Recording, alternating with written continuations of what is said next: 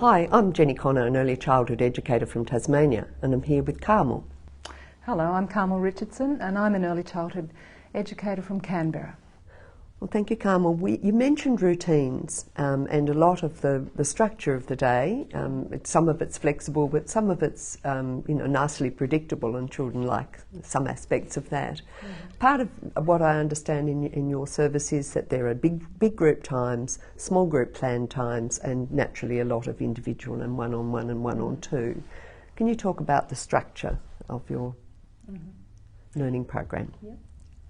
Our day usually begins fairly calmly and quietly to enable children to separate from their families and to re-engage with the culture of our centre, so to meet up with their friends, to see what's on offer for the day, just to calmly move from that transition from home back into the centre, which can be difficult and often is for children.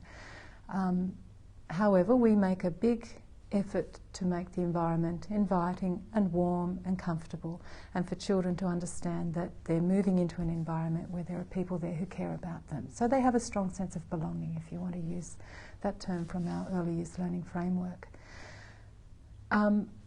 That first part of the morning usually leads into outdoor play, if the weather is in agreement with that. And then we generally will come in and have morning tea, which our children will all spend most of the day together. We really don't separate them very much, so we'll have all of those children, those 2 to 5-year-olds, together for morning tea. And that generally leads into a big group time where we will just have some general discussion about what might happen for the rest of the day. And the children will often talk about the weather or the day of the week, and it becomes an opportunity for some authentic, I suppose, literacy involvement, where we'll look at the names of the days of the week or the date or whatever, and so the children start to do some prediction around those sorts of things, I suppose, based on their experiences. But then we'll move into some smaller group time, and these smaller group times have been planned by our educators to reflect interests that the children have shown, to build and extend on those interests in particular ways. And one of those is a lovely, I thought, a very embedded context-based literacy experience with a book. And everyone does a lot of work with books, but I thought that a lot of what the educator did was just absolutely lovely with the children. Can you talk us through what was happening in that event? Mm-hmm. Well, on this particular occasion, this educator had chosen a book related somewhat peripherally perhaps to a larger theme on sustainability that the children were doing in the preschool. And this particular book, which I think was called The Food Fiend, was about a baby who didn't like to eat the food given to her but preferred to eat the cat's food. And it was thought that this would be a good book to engage the children in, because it's quite funny and children love humour, and humour is such a lovely resource to use with young children. But it also introduced the notion that sometimes food is wasted. And the educator thought, well, this could lead on to a discussion about composting. So this educator has very thoughtfully structured the way he's going to introduce this book to the children. And he uses some really good book orientation techniques. So he shows the children the cover of the book, he tells them the title, but there's a new word there, it's fiend, and he asks them what they think that might mean, and he supports their thinking about understanding what fiend might mean.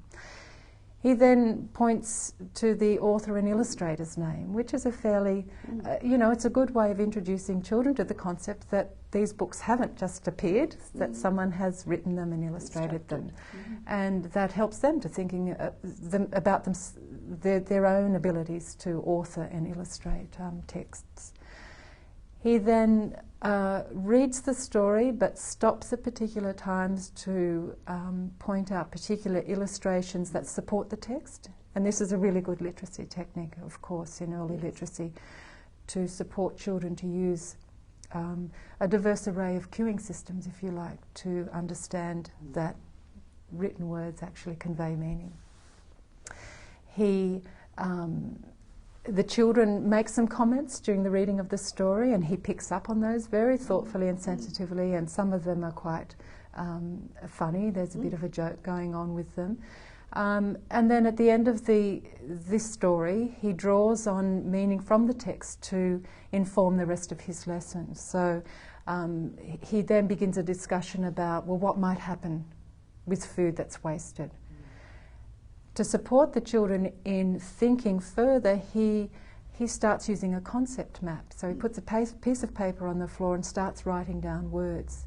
Now these children are 4 years old, they're not reading yet, but he's still, he models writing to them. He even models at one point that he's not sure about the spelling of a particular word, of garbage, and so he sounds it out. So all of these things are fairly nuanced, they're fairly understated, but in lots of ways they're supporting children to know that writing words conveys meaning, and there are particular conventions about writing words.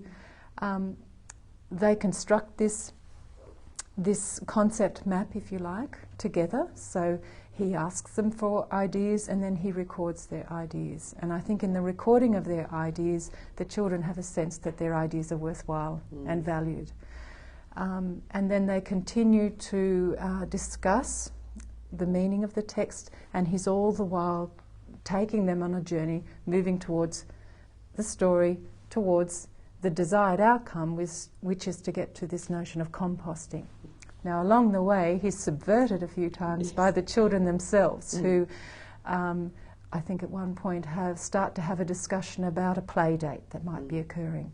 He listens to that, he acknowledges that, and then brings the children back, and I think this is a very skillful way of engaging with children. It's not saying you need to be quiet, that's not the right thing to do now. He's going, oh, that's interesting, but don't forget we're doing this right now. He sort of reorients them back to the task, which is a very professional way of working with these young children, intentionally in supporting their literacy learning. In the background, I was actually working with this student on that particular day. I'm recording some notes, I'm doing some documentation, and this is a way we often work with the children. There are always two educators, one sort of leading the group, one documenting, and in that documentation I'm writing down some of their questions. I'm also writing down some of his questions and comments. I'm writing down some of the things that aren't even working particularly well. And then that documentation becomes a very useful artefact for us to use to convey to families, for example, the sort of strategies we're using with the children in introducing them to literacy concepts. It also becomes a useful item or artefact for us to engage in reflective practice, to look back on what happened and what might have happened differently. And that can inform future teaching events. So it's helping you to critique and look critically at what works and what doesn't, at your own practice. And it's also a reflective tool about where it might go next and what it means in learning terms, so that it can be richly interpreted and then communicated with families. So there's a lot going on in what seems like a very simple and embedded kind of learning event, rather than a straightforward didactic, I will teach you these things. Exactly. It's very subtle.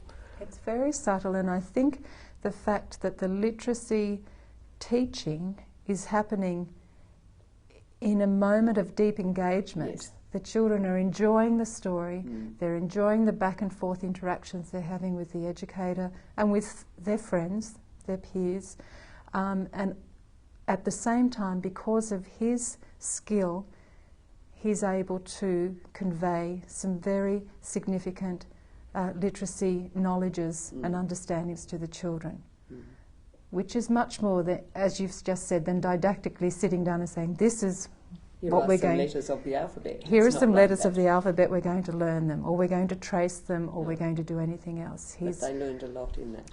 They learned a lot in that. It's called the Food Fiend. You know what a fiend is? No. Like a friend, but it's evil. It's a word that they might say for like some sort of scary monster. Food Fiend. I wonder what it might be. The Food Fiend. By Liz Naunton, and the pictures were by Carol Thompson. That's funny, I actually know a girl called Carol Thompson. I wonder if it's the same person. Our baby used to eat almost anything. Look at that. Newspapers, keys, curtains. Do you think she's going to eat the cat? Toys. My hair. I wouldn't like people to eat my hair. Now, Katie eats so much food, she's too full to do anything else. What was his big idea? To get lots of food. Lots of food. But have a look at this. This word here says puss. So whose bowl do you think this might be? Pussy. Pussy. Pussy's the cat's bowl. So you think maybe she just liked eating from the bowl that the cat had her food in, and so she decided to put all her food in there. Oh no, I don't think it quite worked. She's eating a book. What is going to happen to all that beautiful rainbow rice? What do you guys think? Because I know sometimes we don't eat all of our food. What happens? Writing this down. When we don't eat our food. And Kaya was very right. A lot of the time it goes in the bin. In the bin. I'll put that in big letters like that. Sometimes you put it in garbage bin. In the garbage bin, yeah. In the garbage, which is actually another word for the bin. Garbage. Sorry, I have to figure out how to spell that. Garbage. Garbage. Garbage. There we are. What else? Garbage. Where else do we put it? Leave it at someone else's house. That's a really interesting idea. After tomorrow, Kai's going to have a play date at my house. Oh, fantastic. No, I'm going to have a sleepover. No, not a sleepover. Yes, I am. No, a play date first. To see how you go without your mum. Your mum isn't going to be there. That's interesting.